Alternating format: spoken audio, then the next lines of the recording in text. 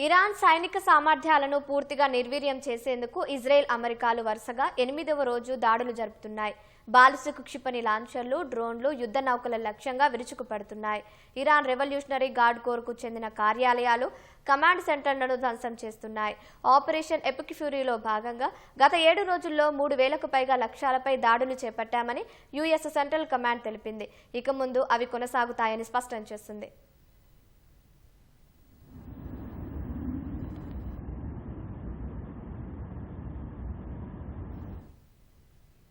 Iran రాజధాని టెహరాన్లో విస్తృత స్థాయి దాడులు మొదలు పెట్టామని ఇజ్రాయెలీ సైన్యం తెలిపింది. ఎంచుకున్న లక్ష్యాలపై మాత్రమే దాడులు చేస్తున్నామని వివరించింది. టెహరాన్లోని మెహ్రబాద్ అంతర్జాతీయ విమానాశ్రయంపై వైమానిక దాడి జరిగింది. ఈ దాడిలో పలు విమానాలకు మంటలు అంటుకున్నాయి.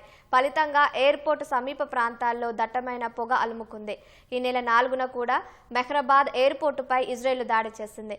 అయితే ఈసారి తీవ్రత అధికంగా ఉందని ప్రత్యక్ష సాక్షులు తెలిపారు. ఇజ్రాయెల్ అమెరికా దాడుల్లో ఇస్ఫహాన్ ప్రావిన్స్ లో దాదాపు 8 మంది మృతి చెందారని అధికారులు తెలిపారు.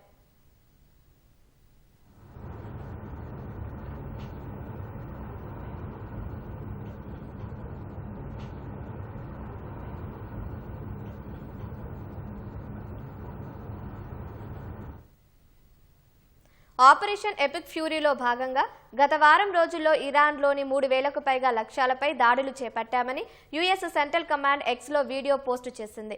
వీటితో ఆగిపోమని, మరిన్ని దాడులు చేస్తామని తెలిపింది. ఇరాన్ పోరాట శక్తి క్రమంగా క్షీణిస్తుంటే తమ శక్తి పెరుగుతోందని ఆ వీడియోకు శీర్షిక జోడించింది. యుఎస్ఎస్ అబ్రహాం లింకన్ విమాన వాహన నౌకను ధ్వంసం చేశామని ఇరాన్ పేర్కొనగా, నౌక నుంచి యుద్ధ విమానాలు దూసుకెళ్తున్న ఫోటోలను అమెరికా ఎక్స్లో పోస్టు చేసింది. ఈ రాత్రి ఇరాన్పై అతిపెద్ద దాడి చేస్తామని అమెరికా ఆర్థిక శాఖ మంత్రి స్కాట్ బెసెంట్ ఓ మీడియా సంస్థకు ఇచ్చిన ఇంటర్వ్యూలో పేర్కొన్నారు. $150 మిలియన్ పైగా నిలువ చేసే ఆయుధాలను ఇజ్రాయెల్కు విక్రయించనున్నట్లు అమెరికా విదేశాంగ శాఖ తెలిపింది.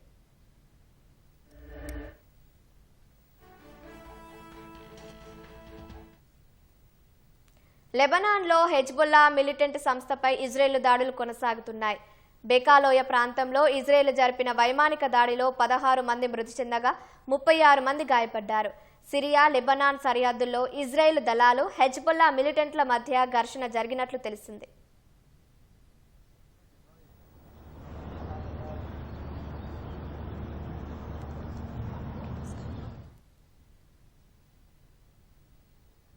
యూకేలో సైనిక స్థావరాన్ని ఉపయోగించుకునేందుకు కీర్ స్టార్మర్ ప్రభుత్వం అమెరికాకు అనుమతిచ్చింది. ఇప్పటికే అమెరికాకు చెందిన బాంబర్ విమానాలు యూకే మిలిటరీ బేస్లో ల్యాండ్ అయినట్లు తెలుస్తుంది.